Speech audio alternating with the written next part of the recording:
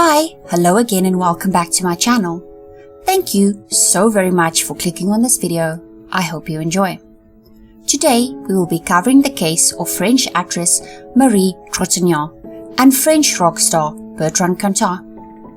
Their story takes us to both France and Lithuania. And I do want to put a disclaimer in for today's video, as it does deal with intimate partner DV. And if that is a trigger for you, I suggest that you rather skip this video. So, let's get into our case for today.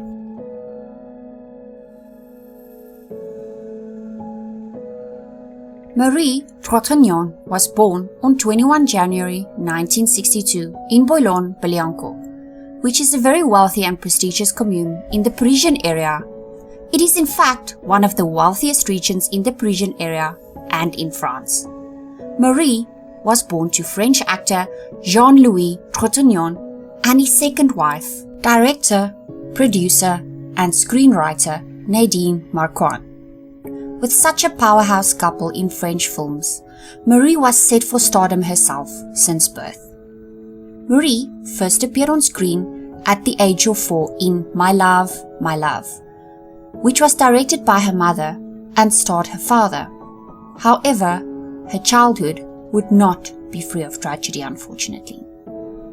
Marie's baby sister Pauline tragically passed away when she was only 9 months old from SIDS, and Marie herself was only 9 years old at the time. This tragedy caused Marie to withdraw from everyone. She stopped speaking altogether for a period of time, which really worried her parents. She later started talking again but remained quiet and withdrawn. Marie's parents had later divorced in 1976 when Marie was 14 years old. Marie had by that time developed a strong affection for animals and had considered becoming a veterinarian, as she remained afflicted by severe shyness that made it difficult for her to perform in front of others. But by her mid-teens, she decided that she was going to commit to acting and decided that this would become her career path. At the age of 16, she starred in a film called Série Noire, which cemented her career as an actress. Marie went on to play in at least 30 French language films, both in France and Hollywood. She stated that she enjoyed portraying marginalized women and tragic heroes on film.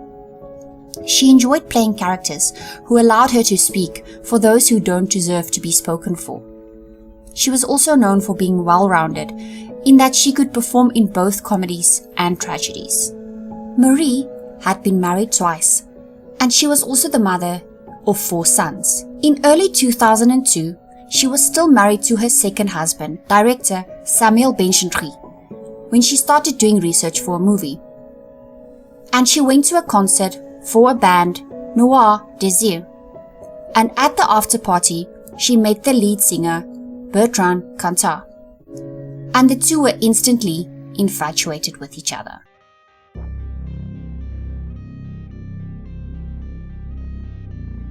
Bertrand Lucien Bruno Cantat was born on 5 March 1964 in Normandy, France. He was the son of a Navy officer, and thus he spent most of his childhood in Le Havre. His family later moved to Bordeaux. It was at the University of Lycée Saint-Genès that he met Serge Tessoguet.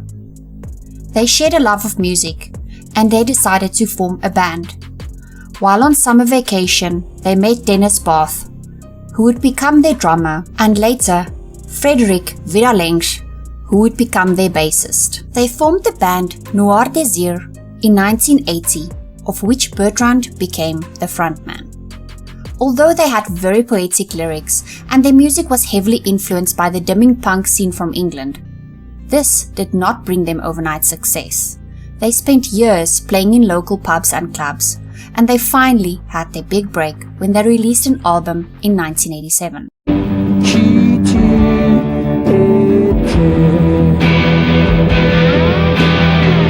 Qu'est-ce que j'ai bien pu faire dans ce souvenir? J'ai oublié.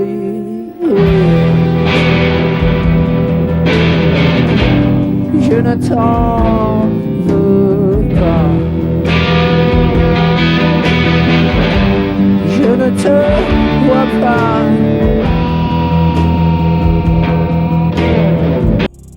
The foursome went on to become France's biggest selling rock band, dominating the 1990s with 6 multi-million selling albums, and people started calling Bertrand the French Jim Morrison. At the height of Noir Désir's success in 1990, Bertrand was one of the most prominent figures in French music. His left-wing political views caused him to take position against globalization, fascism, desertification of urban areas in Bordeaux, and the 2003 invasion of Iraq, among other topics. He was a rebel with a love of literature, a star with a social conscience, and he became an idol to thousands of anti-capitalist teenagers during his years in the spotlight. It was after a grueling European tour that he met his future wife, Christina Rodi, an arts director, writer, and translator of Hungarian descent, and they married in 1997. The couple went on to have 2 children together. But before the birth of their second child, the couple's marriage broke down, mostly due to his infatuation and soon affair with Marie. The 2 lovebirds had sent each other fiery messages for several months before both had separated from their significant others when they realized they didn't want to be without each other anymore. Some called their love a fusional love. They were basically attached at the hip and couldn't leave each other's side for too long. The pairing of the 41-year-old actress and the 39-year-old musician soon made them the darlings of France. Their love affair wasn't all champagne and roses though. They both manifested an irrational jealousy for the other's past. At their age, they both had quite the past, and both had been married and had children, and their relationships to their ex-partners caused quite a lot of friction in the couple's relationship.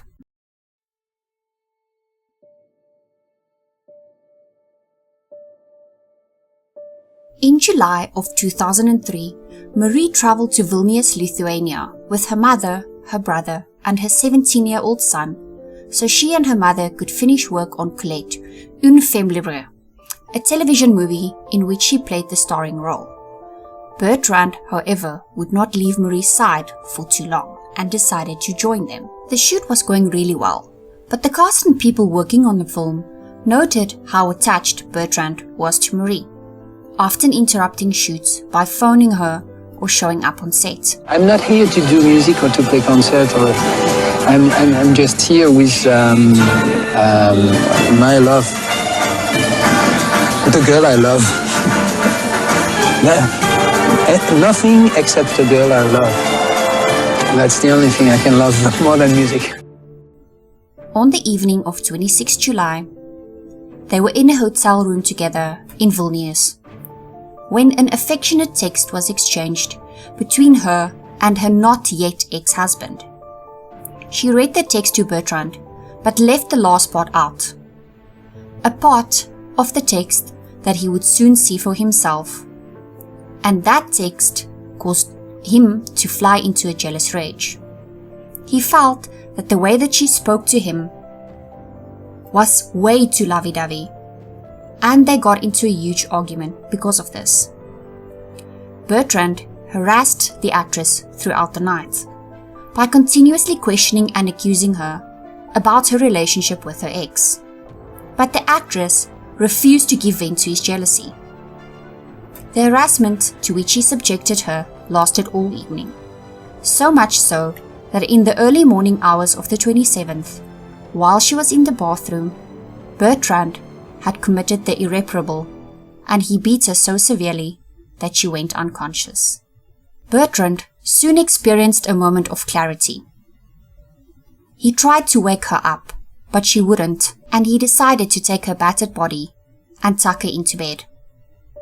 Subsequently to this, after realizing that her face was swelling and that she was still not waking up, he phoned her husband, Samuel. Completely panicked, Marie had still not woken up, and it was then that Samuel advised Bertrand to call Vincent Trintignant, the actress's brother. Vincent came to their hotel room as quickly as possible, at first thinking that his sister might just be severely intoxicated. But when he saw the state that his sister was in, he called for help. But it was already too late. The actress had by then plunged into a coma. This was around 7 hours already after the beating had taken place. When authorities first arrived at the hotel room, Bertrand had told them and her family that she had fallen backwards and hit her head against a radiator during their argument. The emergency personnel immediately transported her to a hospital in Vilnius. Notably, Bertrand was also admitted to the same hospital, suffering from a lethal mix of alcohol and sedatives, and required an immediate gastric lavage. Marie soon received an operation to try and alleviate the pressure on her brain, and the doctor noted that her chances of survival were slim. She had slipped into a very, very deep coma. Bertrand was set to be released from hospital on the Monday for questioning, but the hospital felt that he still required medical supervision, and they kept him for observation for another night. He was then released from the hospital on the Tuesday. The police at that time still left open the possibility that Marie might have in fact fell and hit her head, as Bertrand had said, with one police officer saying, "Maybe it will be described as an accident. We should be in no rush. We will speak to the suspect and everything will be clear." Her family were not too sure about this being an accident though, as they knew that they had quite a volatile relationship, with constant arguments between the pair, and at one point before going to Lithuania, they had even broken up. Marie had been making no improvements, and her chances of recovery were almost zero. Her parents then made the decision to have her moved to the Hartmann Clinic, a hospital in France, against medical advice. But her mother said, "If she is to die, I want her to die in France." Upon her arrival in France, Marie had received another operation, and doctors had been even less optimistic about her chances of survival. Back in Lithuania, Bertrand was being held in custody. He still maintained that it had all been an accident.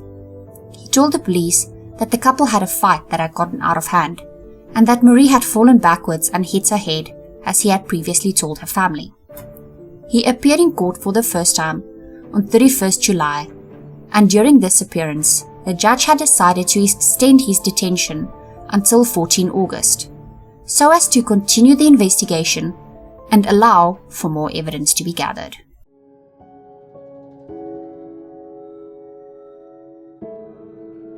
On the 1st of August, a statement was released by a neurosurgeon at the Hartmann Clinic where Marie was being treated, and it stated, "Miss Marie Trintignant died this morning following a cerebral edema, despite the efforts made to revive her since she arrived at the Hartmann Clinic. Marie sadly passed away at the age of 41 from swelling on the brain." After her death, the French President Jacques Chirac paid tribute to Marie, stating, "She served her art with beauty, sensitivity, and intelligence, touching the hearts of the public through cinema and television alike. We are all dreadfully aware of the injustice of a destiny so brutally shattered."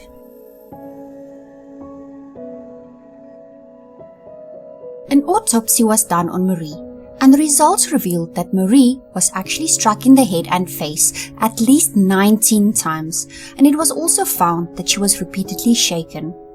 After the autopsy counted Cantat's versions of the events, of her having only slapped her, he would still only admit to having slapped her with the front and the back of his hand 4 times, and then putting her to bed while not knowing that she had incurred severe and irreversible brain damage due to the assault of him wearing big rings on his fingers.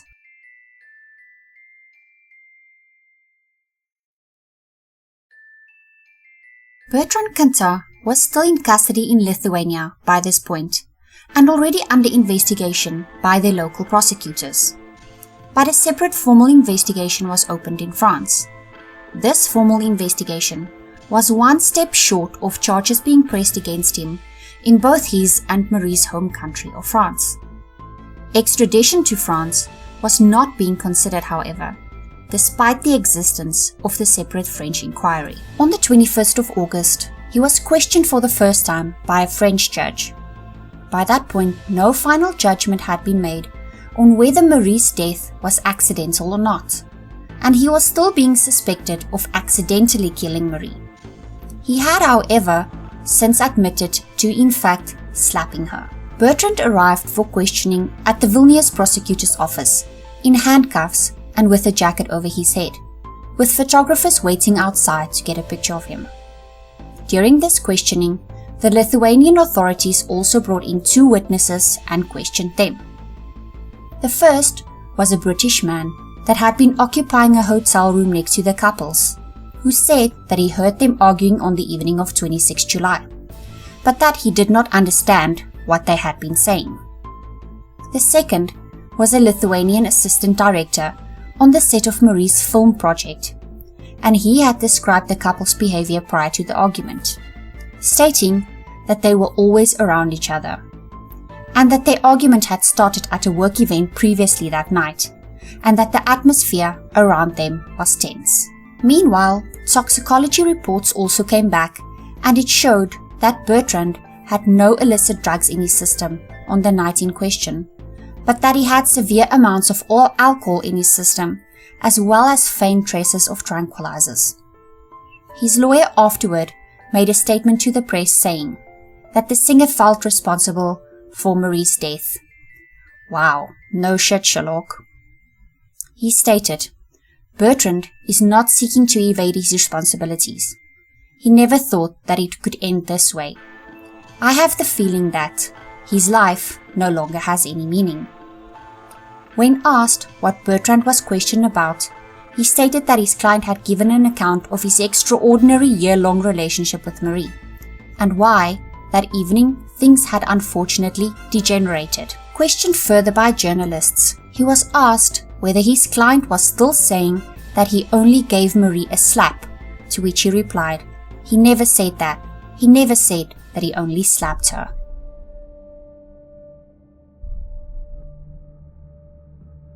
Bertrand's trial for murder started on 16 March 2004. More than 200 reporters, mostly French, had descended on Vilnius to cover the proceedings. Family and friends of both Marie and Bertrand were in attendance, and Marie's mom arrived to court dressed entirely in black. Bertrand's mother and father, his wife, as well as members of his band, also sat nearby. During the first day, Bertrand took to the stand and told his version of the story. He spoke of his and Marie's extraordinary love and cried continuously.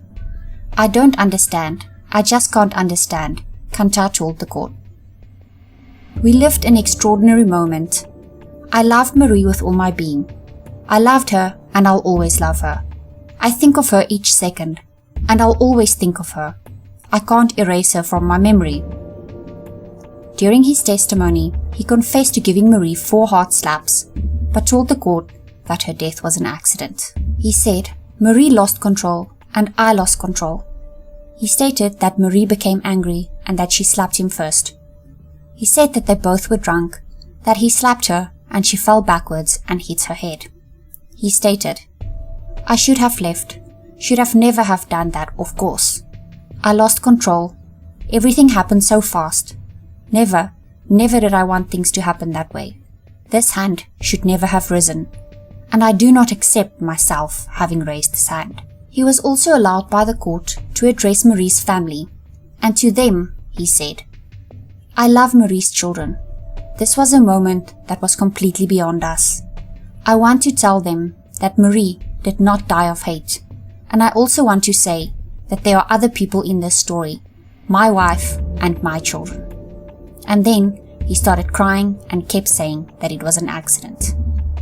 He appealed to the court through his lawyers to reclassify his case as reckless manslaughter rather than murder on the grounds of being under emotional strain. Marie's mother also testified in court and said, My impression of Bertrand was false. I thought he was a gentleman. He was not.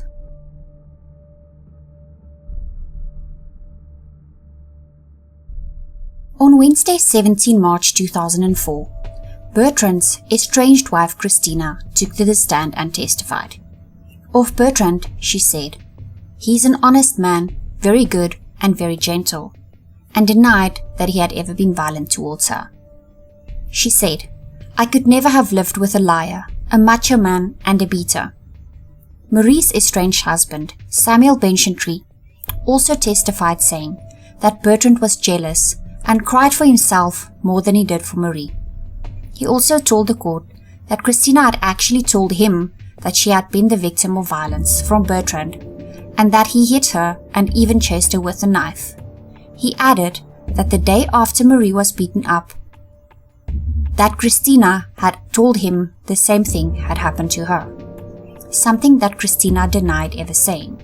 She said, "I had never told anyone that Bertrand had lifted a hand against me."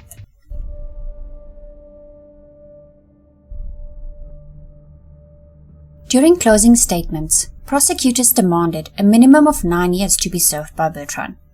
They stated, "We consider that the guilt of the accused has been proved.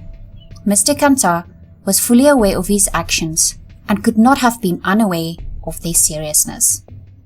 Mr. Cantat's lawyers argued that he should serve no more than 6 years on the grounds that he did not intend to kill Marie.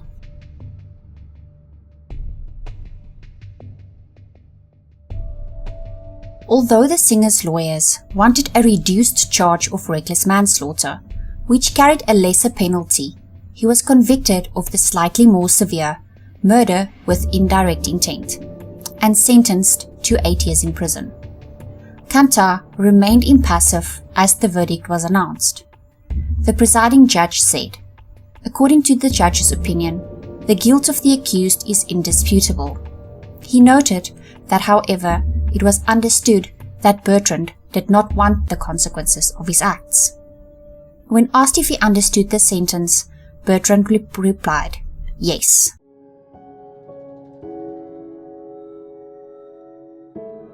Subsequent to Marie's murder, someone burned down Bertrand's house in 2003. Several people criticized the media for sensationalizing Marie's death and her relationship with Cantat, as despite the elements of TV in their relationship, rock journalists frequently compared them to Romeo and Juliet, as well as Sid Vicious and Nancy Spungen. The verdict was at first appealed by Marie's family, who wanted a tougher sentence for Bertrand. And then it was appealed by Bertrand, who wanted the High Court to reclassify his crime as manslaughter and lessen his sentence. But both parties ultimately decided to cancel their appeals, which rendered the first 8-year judgment as final. While in prison in Vilnius, Cantat performed a concert on 11 August 2004 for prisoners and the prison's administration. At the request of his lawyers, Bertrand was moved from a Lithuanian prison to a prison near Muret in France on 28 September 2004. Nadine, Marie's mother, continued rejecting Cantat's explanations and labeled him the murderer in a book that she wrote about her daughter, and in any other interviews she had done since Marie's death. She has never since referred to him by his name.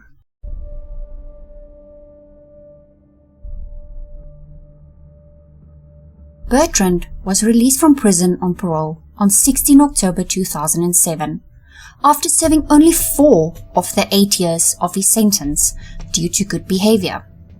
A condition of his release was that he had to receive regular counseling and that he was to refrain from public reference to his crimes in music or interviews. His release drew widespread criticism from women's rights activists and Marie's parents, who had failed to persuade French President Nicolas Sarkozy and French judges to block his conditional release. Now, you might think that this is where the story ends.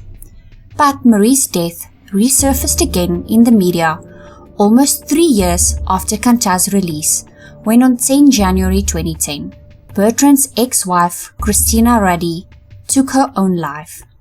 Why would this matter, you ask? Bertrand had been present at Christina's house at the time of her death. He was trying to win Christina back, threatening her with taking his own life, even cutting his arm during dinner one night in front of their kids. He stated that he had been sleeping in the next room at the time and was unaware of what had happened. In fact, her body was only discovered the next day by her and Bertrand's children. Before her death, Christina had complained to friends and some family members that Bertrand had been subjecting her to physical and mental abuse. Around 6 months before she took her own life, she left a voicemail to her parents saying, "Bertrand is crazy. Yesterday, I almost left a tooth there.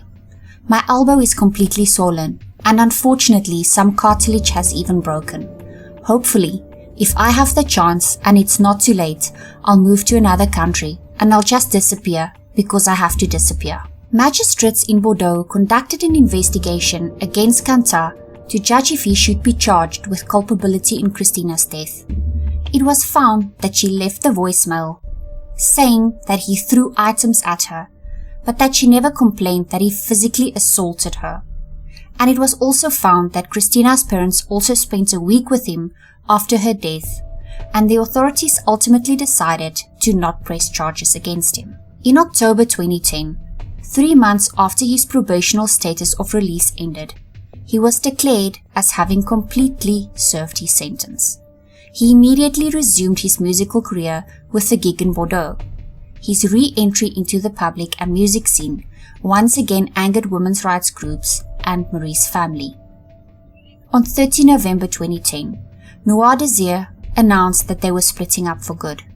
Their guitarist, Serge, stated that he was leaving due to emotional, human, and musical differences with Bertrand. And their drummer, Dennis, stated that it was useless to let the band live with artificial respiration. Bertrand soon after released a statement saying that he would however continue a solo music career, and in November 2013 he released his first album titled Horizons. In 2018, he was set to perform at a music festival in Normandy, and a petition was signed by almost 75,000 people calling to have him removed, stating that by inviting Bertrand Cantat, they trivialized domestic violence and violence against women. Marie's mother also did an interview on television, saying that she found it shameful, indecent, and disgusting that he would go on stage. She said that never had an assassin or murderer been applauded after. She stated he did not pay anything at all, and he should have served 20 years for what he had done. Everyone seems to have forgotten about the number of blows that Marie had received. Bertrand subsequently announced that he was withdrawing from the festival and made a statement saying, "I have never sought to detract from the consequences of my actions, and therefore from justice. Once again, I express my most sincere, profound and total compassion for Marie and her family. I have served my sentence. I did not benefit from any privileges. I wish today, just like any citizen, for the right to reinsertion, the right to exercise my profession." In October of that same year, a magazine faced similar backlash for putting Bertrand on the cover of their magazine. They stated that they had been covering Cantat since the 1980s and said that the article covered controversial issues such as whether he had the right to a public life after what he had done to Marie.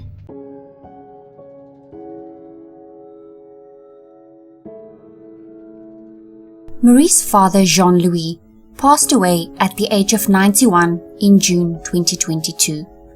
In January of 2022, a documentary was released on Marie's life and narrated by her mother, Nadine. She stated that she made the documentary because she wanted something happy about Marie out in the world, and she did not want her daughter to be remembered as only a battered woman.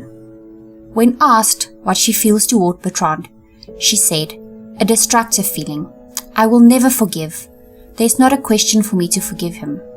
True forgiveness is forgetting what has been done wrong to you. And I will never forget. I cannot, so I will never forgive."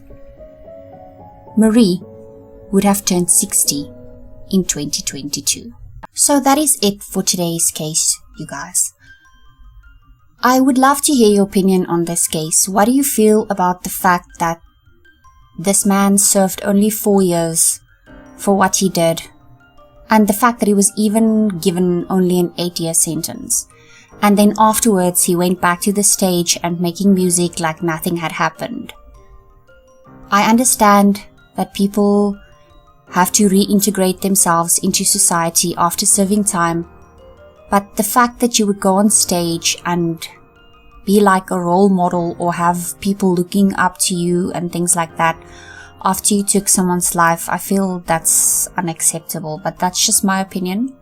I would love to hear what you think in the comments down below. As always, thank you so much for clicking on this video. If you made it this far, I really do appreciate you. Please remember to leave me a like and subscribe if you haven't done so yet. It's a free way that you can help me out. Until next time, bye!